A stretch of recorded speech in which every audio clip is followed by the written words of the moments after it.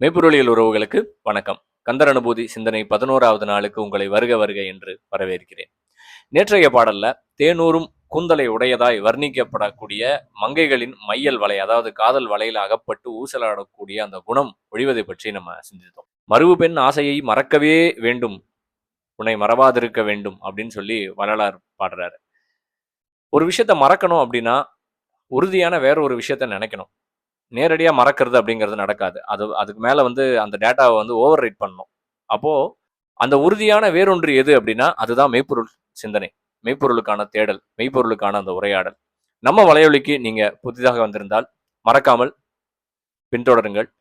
Subscribe பட்டனை press பண்ணிவிட்டு அந்த பெல் ஐக்கானை அழுத்திடுங்க. தினமும் மெய்ப்பொருள் சார்ந்த சிந்தனை உங்களை வந்தடையும்.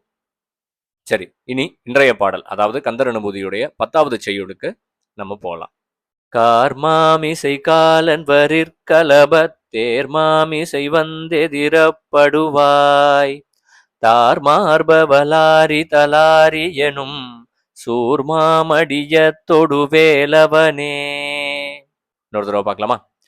கார்மாமிசை காலன் வரிற் கலபத்து ஏர்மாமிசை வந்து எதிரப்படுவாய் தார்மார்பவலாரி தலாரி எனும் சூர்மாமடிய தொடுவேலவனே. தார் என்று சொல்லக்கூடிய அழகிய மலர் மாலையை மார்பில் தாங்கக்கூடியவனே, வலாரி தலாரின்னு சுத்திக்கிட்டு இருந்தானே ஒரு சூரன், அவன் மாமரமாக கடலுக்கடியில போய் தழைகீழாக மறைந்து கிடந்த போது அவனை அழித்து ஆட்கொள்ள வேல் தொடுத்தவனே முருகா. கார்மா, அதாவது இங்கிலீஷில் இந்த கர்ம வினை அப்படிங்கிறத கார்மா அப்படின்னு ஸ்டைலாக சொல்லுவாங்க. இது அந்த கார்மா கிடையாது. கார்மானா கரிய நிற விலங்கு, அதாவது எருமை.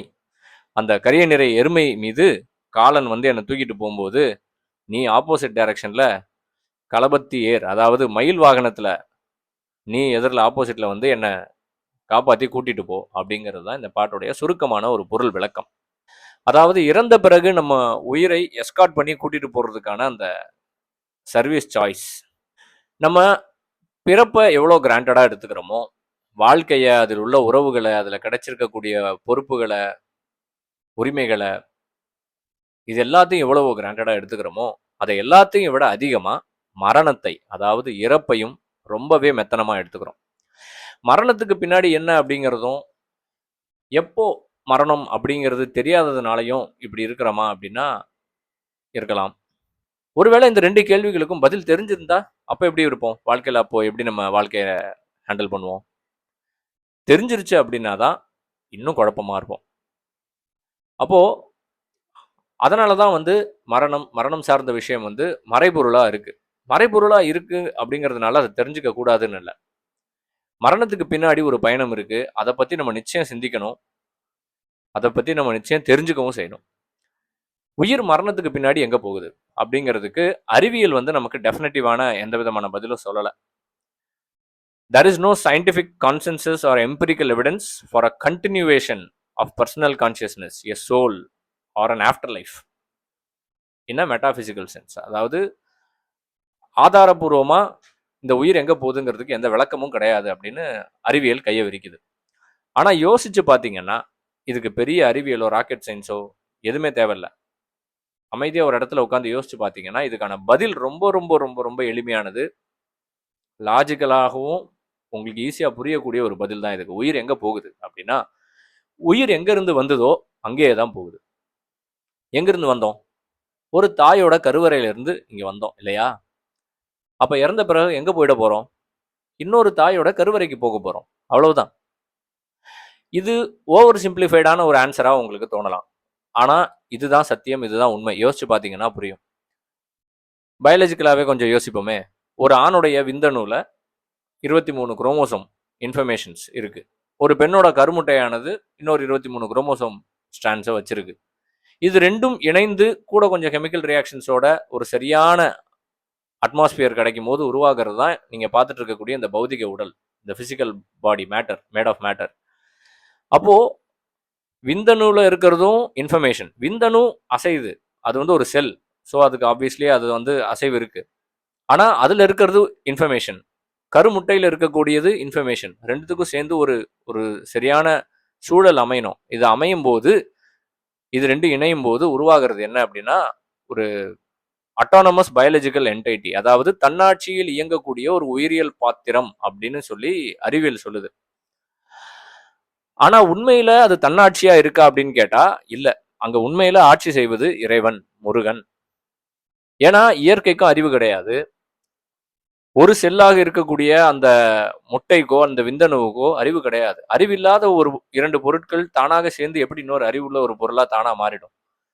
அப்போ ஒரு அறிவு பொருள் இங்க அந்த அறிவு பொருளுடைய டச் வேணும். அந்த அறிவு பொருள் தான் இங்க இன்வால்வ் ஆகி இன்டர்வீன் பண்ணி இதை ஆண்டு ஆட்சி செய்து இயக்கி ஒரு மனிதனாக உருவாக்கி அனுப்புகிறது. we did not happen by chance. we didn't happen by chance. இப்படியான ஒரு ப்ராசஸுக்கு அப்புறம் பிறந்த நம்ம இறப்புக்கு பின்னாடி எங்க யார் துணையோட போகணும் அப்படிங்கிறத நம்ம இன்னைக்கு தீர்மானிக்கலாம். அதுதான் இந்த பாட்டு சொல்லுது. எருமையில வந்து யமன் அழைச்சிட்டு போய் ஒரு பொறுப்பில்லாத குடிகார தந்தைக்கும் குணமில்லாத அன்பில்லாத ஒரு தாய்க்கும் மகவாக ஒரு குழந்தையாக நம்ம பிறக்க போறோமா? இல்ல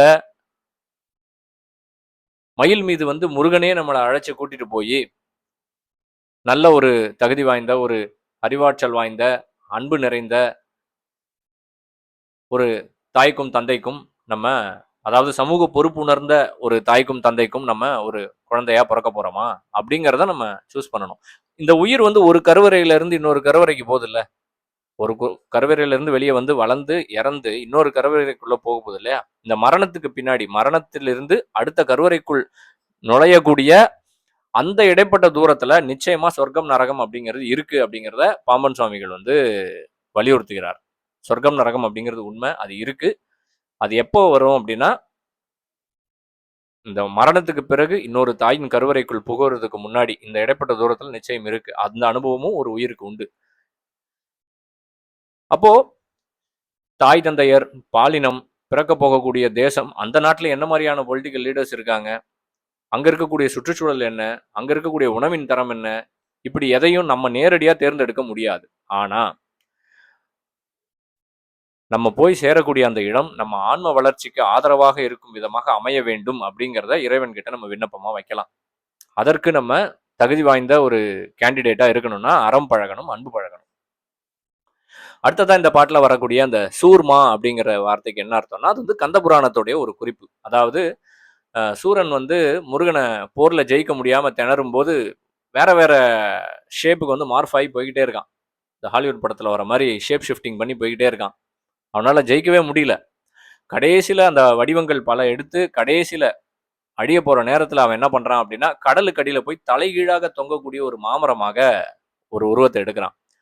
இது வந்து எதை குறிக்குது அப்படின்னா ஆணவம், அதாவது ஆளுமைக்கு ஏற்படும் அவம் அப்படின்னு பார்த்தோம் இல்லையா? அந்த அவமானது ஒருவனை மரம் போல, மரம் வந்து என்ன செய்யும், மரம் அசையாம இருக்கும் இல்லையா, ஜடப்பொருள். அப்போ மரம் போல ஒருவனை ஜடமாக்கி விடும் இந்த ஆணவம் அப்படிங்கிறது இருந்துச்சுன்னா. தலைகீழாக நிக்கிறது அப்படின்னா என்னன்னா, இந்த சினிமால எம் எஸ் பாஸ்கர் வந்து ஒரு டைலாக் சொல்லுவாரு, விநாசகாலே விபரீத புத்தி அப்படின்னு சொல்லிட்டு சிரிப்பார்.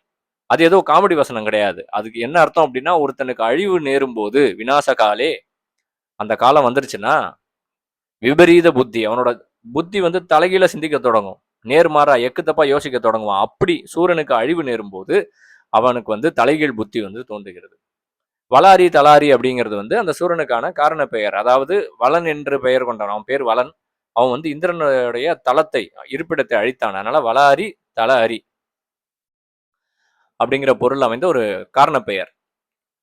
அப்போ ஐஆர்சிடிசியில் 60 நாட்களுக்கு முன்னாடி அந்த புக்கிங் விண்டோ ஓப்பன் ஆன உடனே நம்ம வந்து first AC, second AC, sleeper அப்படின்ற நம்ம பயணத்துக்கான டிக்கெட்டை வந்து நம்ம சரியா தேர்ந்தெடுத்து பயணத்துக்கு ஏற்பாடு செய்யறோம் இல்லையா? அந்த மாதிரி மரணத்துக்கு பின்னாடி நம்ம உயிர் போகக்கூடிய பயணத்துக்கு ஃபர்ஸ்ட் கிளாஸ் மயிலா இல்ல எருமையா அப்படின்னு டிக்கெட் போட்டுக்கொள்ள இப்போதே மெய்ப்பொருள் பேச தொடங்குவோம்.